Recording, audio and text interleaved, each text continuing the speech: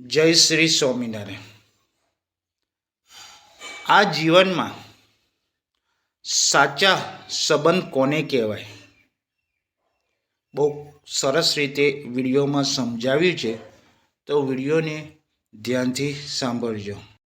હીરા અને મોતીના ગણ્યા કરતાં આંગણામાં ખીલેલ ફૂલ વધારે સુંદરતા આપે છે। એટલે જ સુંદરતાનો આનંદ ફક્ત એ વસ્તુમાં નથી હોતો, પણ એ વસ્તુના સર્જન અને એની એકતામાં હોય છે। સંબંધ તો એક નાજુક પક્ષી જેવો હોય છે। જો દબાવીને રાખશો તો એ મૃત્યુ પામશે અને ઢીલા મૂકશો તો ઉડીને જતો રહેશે, પણ જો એને પ્રેમથી સાચવીને રાખશો તો જીવનભરના સાથી બની જશે। જે વ્યક્તિને સંબંધ રાખવો હોય ને, એ હજારો ભૂલોને માફ કરીને પણ નિભાવી જાય। બાકી સંબંધ તોડનારો તો માત્ર એક શબ્દને પણ બહાનું શોધતા હોય છે। દરેક સંબંધમાં પ્રેમ હોય તો ઝઘડો હોય જ, પણ એક વાતનો નક્કી જ છે કે જ્યાં સહનશક્તિ અને સમજણ શક્તિ હોય ને, ત્યાં સંબંધ કોઈ દિવસ તૂટતો જ નથી। કોઈ દિવસ એવી ત્રીજી વ્યક્તિ ન બનતા કે બે વ્યક્તિઓની સુંદર સંબંધ તમારા લીધે તૂટી જાય।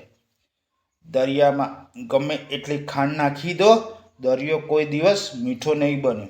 એવી જ રીતે અમુક માણસોને ગમે એટલા સાચવી રાખીએ ને, છતાં આપણા ક્યારેય નહીં બને।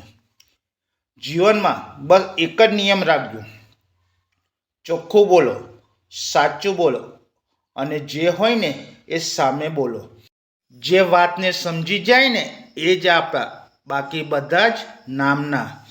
શબ્દોની માયાજાળ પણ શું ગજબની છે, એને સાચવીને જ બોલવા જોઈએ, કારણ કે શબ્દ બોલનાર માણસ તો એને ભૂલી જશે, પણ સાંભળનાર માણસ હંમેશા માટે યાદ રાખી લેશે। ઉનાળામાં જે પાંદડા ભેગા મળીને ઠંડો છાંયો આપે છે, એ જ પાંદડા જ્યારે ખરી પડે પાનખરની ઋતુમાં, એટલે લોકો એને કચરો માને છે। જીવન પણ કંઈ આવું જ છે। જ્યાં સુધી શાન હોય ને ત્યાં સુધી માન હોય, બાકી સૂરજ આથમ્યા પછી અંધારું જ થઈ જાય। આપણે દુનિયામાં બધાને જીતી શકીએ, પણ એ વ્યક્તિને ક્યારે નહીં જીતી શકીએ જે આપણી ખુશી માટે જાણી જોઈને હારી જાય છે। એવું પણ જરૂરી નથી કે બધા લોકો આપણને સમજી શકે, કારણ કે તાજું ફક્ત વસ્તુઓનું વજન માપી શકે, એની ગુણવત્તા નહીં। કોઈએ ફૂલોને સવાલ કર્યો કે તું કેમ ખીલે છે, સુગંધ આપે છે, તને શું મળે છે?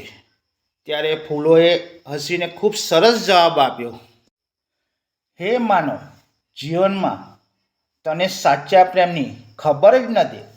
કંઈક આપીને એની કિંમત લેવી એ તો વેપાર કહેવાય, પણ કંઈ આપીને કંઈ ન લેવું એ જ સાચો પ્રેમ કહેવાય। દરેક વ્યક્તિની ખુશ રાખવાની જવાબદારી આપણી નથી, પણ જે વ્યક્તિ આપણને ખુશ રાખીએ ને એને ખુશ રાખવાની જવાબદારી આપણી જ હોય છે।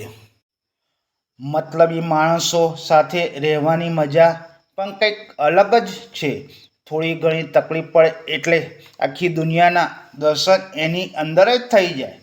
લોકો તમને જરૂર પડે ત્યારે જ યાદ કરે તો ગર્વ કરજો, કારણ કે દીવાની કિંમત પણ ત્યારે જ થાય જ્યારે રાતે અંધારું થઈ જાય।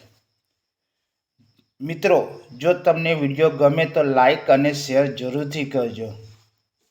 જય શ્રી સ્વામિનારાયણ।